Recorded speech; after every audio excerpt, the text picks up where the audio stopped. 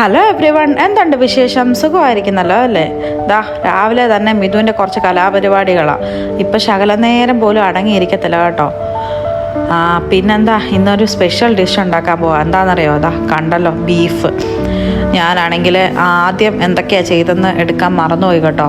ബീഫിനകത്ത് കുറച്ച് മുളക് പൊടിയും മഞ്ഞൾപ്പൊടിയും ഗരം മസാലയും വെളിച്ചെണ്ണയും ഉപ്പും ഇച്ചിരി തേങ്ങാക്കുത്തും എല്ലാം കൂടി ഇട്ട് നന്നായിട്ട്, ഇനി കുറച്ച് ചുമന്ന കൊച്ചുള്ളിയില്ലേ അതുകൂടെ ഇട്ടിട്ട് ജസ്റ്റ് ഒന്ന് പുരട്ടി കുറച്ച് വിസിലടുപ്പിച്ചെടുത്തു കേട്ടോ. ഇതൊരു 5-6 വിസിലടുപ്പിച്ചെടുത്ത് വെച്ചിട്ട് ഞാൻ പാനിനകത്ത് കുറച്ച് ഇഞ്ചി വെളുത്തുള്ളി പേസ്റ്റും പിന്നെ സവോള എല്ലാം കൂടി ഇട്ടിട്ട് അതൊന്ന് വഴറ്റിയെടുത്ത് അതിനകത്തോട്ട് ഞാൻ ആദ്യം ഒരു ശകലം ഇതിൻ്റെ വെള്ളം ഉണ്ടല്ലോ സ്റ്റോക്ക്, അത് ഒഴിച്ച് ഒന്ന് കുറുക്കിയെടുക്കും. അത് കഴിഞ്ഞിട്ട് പിന്നെ ബാക്കിയെല്ലാം കൂടി ഇട്ടിട്ട് വരട്ടി നല്ല ബീഫ് ഫ്രൈ ഉണ്ടാക്കുമായിരുന്നു കേട്ടോ.